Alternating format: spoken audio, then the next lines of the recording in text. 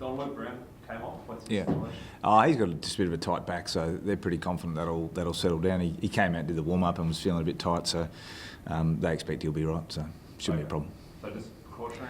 Yeah, it was just wasn't worth pushing him on today, so he'll have a run tomorrow and we expect he'll come up, he'll be fine. Is it sort of hamstring delay? It seemed like he was pointing his hamstring. Yeah, it's probably referring as much as anything else, but I think it's coming from his back, so they're happy that should settle down, and as I said, we expect him to play. And Alex Keith, training pretty early? Yeah, that was just managing his loads, to be honest. I mean, 6-day break for Alex, and he's had a pretty heavy load throughout the season, so you're just looking after his loads. Is it sort of ankle related? He sort of had that structure in the... Yeah, he's had a bit of an ankle, so and a lot of players this time of the year. There wouldn't be too many guys in the industry who are running around, fully 100%. So opportunity this week just to give him a little bit of a break through main training, but he'll have a light run tomorrow and should be good to go. Bad news, Lynchy seemed to run out pretty good today. Is he a chance of playing? Yeah, he is a chance, Lynchy. It was good to see him out there and training, and he's sort of come through that really well now. So he'll certainly be in the mix. What else does he have to do to prove that he's ready? Oh, not much more, to be honest. He's done full training so for a couple of weeks now, and probably the last little bit just ticking it off, and he's now pretty confident. We'll see how he pulls up and take it from there. How big a boost would it be? Because he is a very important part of your structure.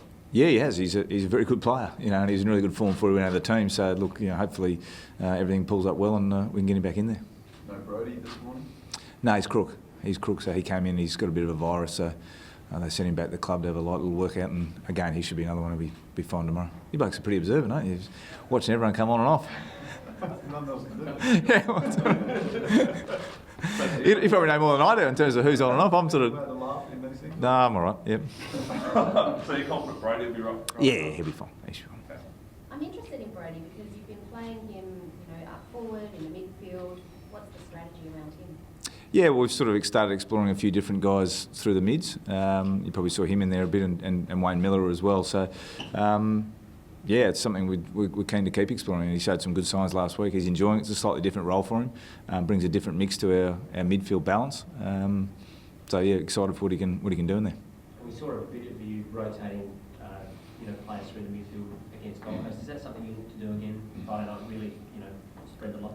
Yeah, well, we're thinking certainly the way the game's playing now, and we've got some really great, inside mids as well. But adding some of the other guys who provide a bit more balance and run as well is important. So yeah, we'll keep exploring that.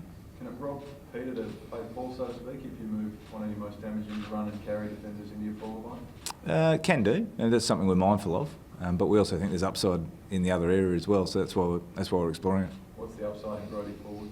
Well, we think he's capable of carrying them. And when he had his best seasons, he's actually been one of our best, both rebound 50 players and inside 50 players. He's one of those guys he's a high metres gain type player. He covers the ground really well. He generally presses the game really well. So we think that's a good mix to explore in the mids. We know what he can do back, but he's now getting an opportunity to play a bit of mid minutes, which I think is good for him and, as I said, good for the balance of the team. So the guys come out of contract every year, but there's been a bit of discussion about Hugh Greenwood. Are you confident with the Westlands? Well, he's keen to stay. We're just working through it at the moment without going into the detail of it all. I mean, he's first things first is always you've got a guy that wants to stay, which is a good start, and then it's a matter of term and contract and dollars and everything else, which our list management guys work through. He said, I think he wanted it done by round 4. He was ready to sign basically. Then. Yeah. So is it more probably on the club than it? The actual details of how it's gone between him and for our list manager and his manager, I'm not totally across. So, we're in regular contact with both Hugh and his manager around what that looks like, and I'm sure they're working towards something which we can hopefully get done. Hugh did say, I think on the podcast earlier this week, that he had to sort of look around because he had nothing in place by this stage of the year. Do you sort of understand where he's? Oh yeah, completely understand that. How the players would think about it and everything else, and those, as I say, we're hopefully getting something done, and hopefully we can.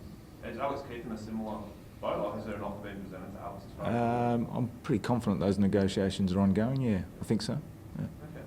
Okay. What about the Bombers? Obviously, you said Luke Brown should be right. Does he sort of get the job on Anthony McDonald? Well, he's been in great form, and obviously was pretty pivotal last week. I think he got 9 coaches' votes last week. So Brownie's certainly been in the mix. They've got Fantasia as well, so they've got a couple of those two in particular. They're pretty damaging forward. So and the Bombers are in good form. So it's another good opportunity, another good challenge on Friday night. So yeah, Brownie'd be in the mix for that. How do you stop that sort of bounce they get off half back with Sard and McKenna? Yeah. Well, certainly those two you mentioned, and Dylan Shearer, they're sort of main ball running, sort of playing players. So we've got to be mindful of that, and that becomes more of a team responsibility than anything else, to understand that when they do win the ball, they like to run and carry it, and they do it really well. So you've got to be mindful of what that looks like and shutting that down. Are you likely to make any changes besides Lucci? It's going to be probably difficult. I mean, I think, given the way the team played last week, and the way everyone sort of contributed, changes will be minor, I would imagine. Stengel stays in the end? Well, wait and see. I mean, that's, obviously he came in for his first game last week, and if Tom does come back in, we need to look at who goes out, and unfortunately someone will miss out if Tom comes back in. So we'll sort of discuss that at selection this afternoon and finalise. Is this a truer test of where you are, Don? I know with respect to Gold Coast, but that was a pretty easy game on the weekend. Is this a bigger idea of where you guys are travelling right now?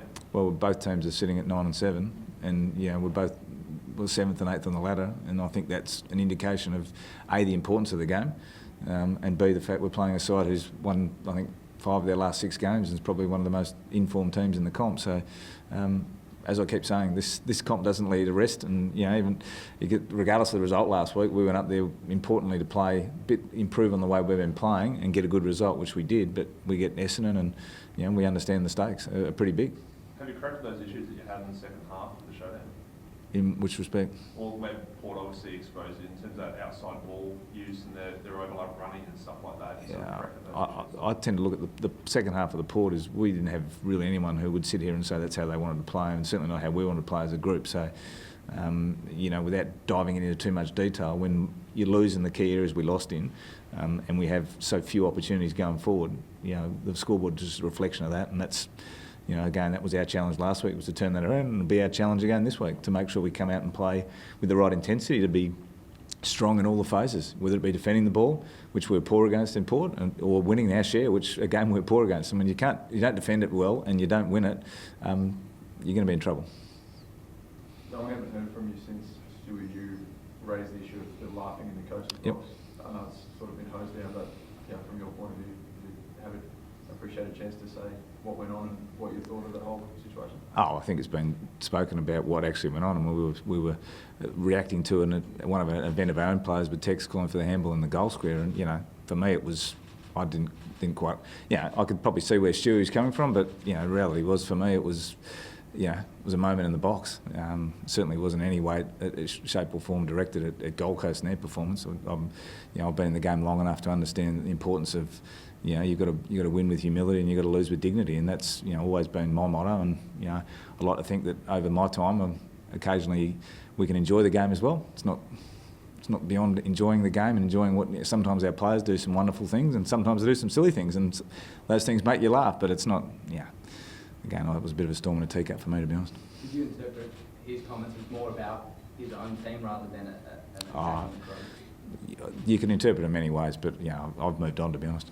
When you say enjoy the game, obviously you've had a long relationship with John Westphal going back to your West Coast days. Has there been any contact this week? Or? No, I haven't had touch with Bush this week, no, but obviously we've got a long history, played together a long time ago now.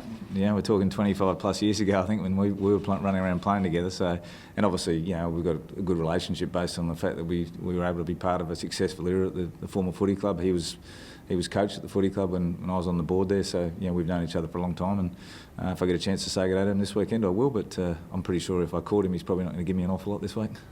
Did more the way that he's, I suppose, he had a lot of scrutiny midway through the year, but he's got the Bombers back playing some exciting football, won 5 of their last 6. Did more the job that he's done?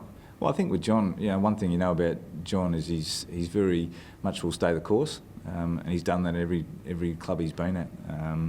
And that's really all he did, is he looked like he just said, well, this is the way the game is, and not jumping at 1 week here or 2 weeks there. It was more, he had a clear vision of where he wanted to get, and that's what he's working on with his team, as we are with our team, as every coach is, to be honest. And that's an ongoing challenge. Is the week to week can distract you, but importantly, you go back to what you want to stand for, what you want your team to stand for, and you try and coach accordingly.